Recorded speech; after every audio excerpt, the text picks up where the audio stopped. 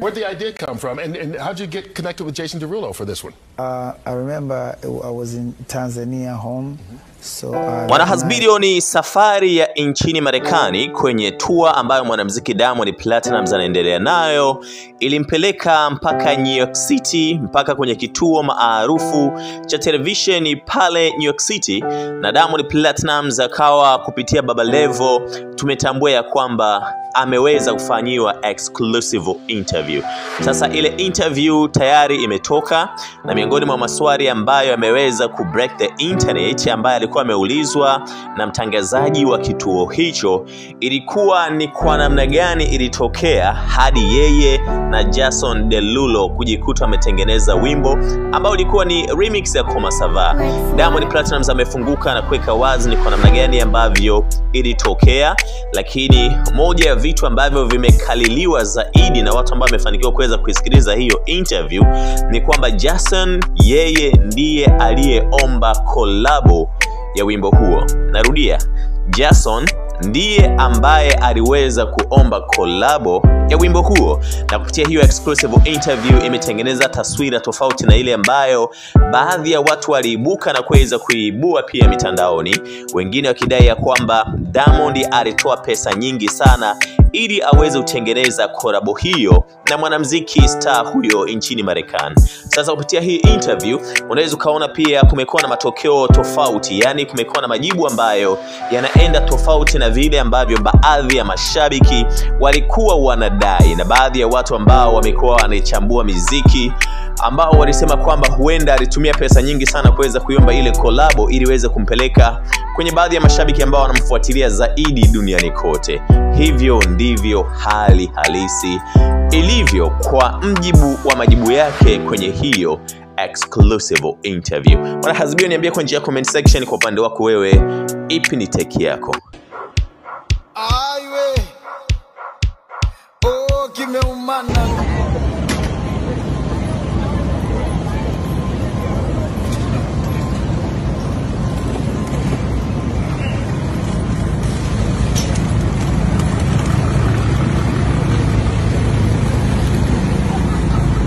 Moja kati ya vitu ambavyo vimetupa furaha sisi ambao tuko hapa New York Marekani, timu nzima ya Diamond Platnumz, ni kuona namna ambavyo Dr. Samia Suluhu Hassan kwa mara ya kwanza amepeperusha bendera ya kulifungua daraja la Magufuli.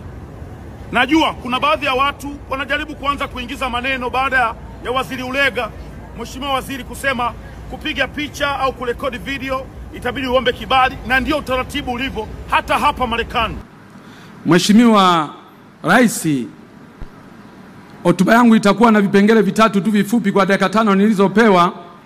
Mwanzo nitakuwa na maombi, nitakuwa na changamoto, nitakuwa na pongezi. Mheshimiwa Rais, wananchi wa jimbo la Kisesa kama nilivyosema wako hapa. Naanza na maombi. Moja, Mheshimiwa Rais, umetoka Bariadi kwa barabara ya vumbi kuja Kisesa, kuja Mwandoya, kuja hapa Mwanuzi. Utatoka hapa utaenda Bukundi, utaenda Mkalama, utaenda Iguguno, utaenda Singida kwa barabara ya vumbi. Mheshimiwa Rais, hii barabara ilishafanywa usanifu muda mrefu wa kina na ikakubalika kujengwa, na inazo sifa zote kwa sababu ni barabara ambayo inaunganisha mkoa wa Mara, mkoa wa Mwanza, mkoa wa Simiyu na mkoa wa Singida na mikoa mingine yote.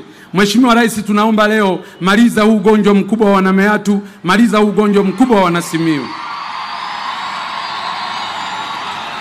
Mheshimiwa Rais, ninaomba kwa niaba ya Wanameatu na kwa niaba ya wananchi wa jimbo la Kisesa, naomba ujenzi wa madaraja muhimu matatu.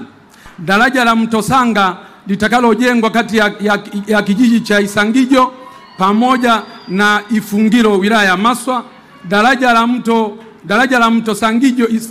la Mto Sanjo litakalojengwa baina ya kijiji cha Mwashata pamoja na Migato litakalounganisha wilaya ya Meatu na Itilima. Daraja la Mto Semu litakalojengwa kijiji cha Mbugabanya litaunganisha na kijiji cha Mwajidalala. Madaraja haya matatu Mheshimiwa Rais ni muhimu sana kwa uchumi wa wananchi hawa, na ndio maana unashuhudia hizo shangwe zinazopigwa. Mheshimiwa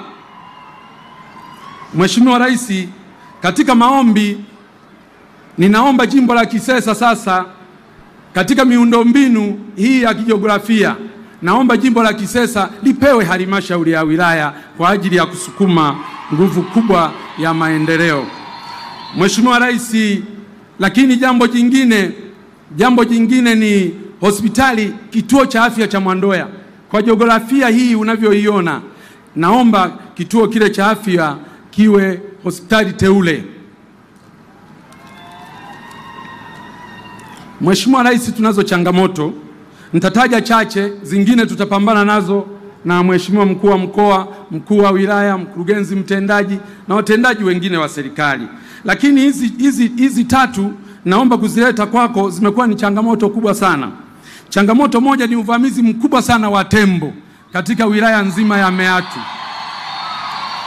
Mheshimiwa Rais, umejenga kituo Ng'anga cha milioni 125 kwa ajili ya kudhibiti tembo. Mheshimiwa Rais, umejenga kituo cha kudhibiti tembo kii cha Marwiro milioni 80. Mheshimiwa Rais, kimeweka kituo pale Mbugabanya kwa ajili ya kudhibiti tembo, lakini kutokana na wingi huu wa tembo bado wanaua watu, tembo bado wanamaliza mazao ya wananchi yakiwa shambani na majumbani.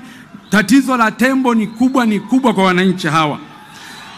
Ombi kubwa Mheshimiwa Rais, kwa sababu ulilizia fedha zije na vituo vifunguliwe, tunaomba nguvu kubwa ya fedha kwa ajili ya kutekeleza mikakati tuliyoianzisha baina ya TAWA, halmashauri kwa ajili ya kupambana na hao wanyamapori.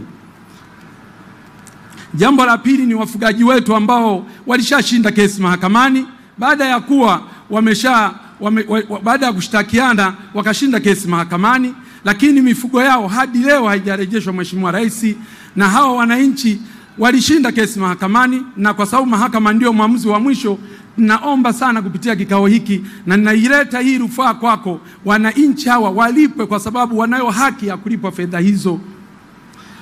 Ombi la tatu Mheshimiwa Rais, swala la ununuzi wa pamba kwa kutumia mnunuzi mmoja.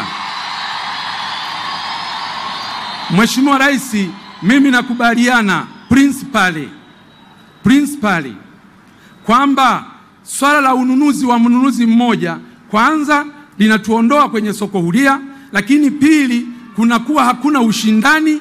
Mnunuzi wa pamba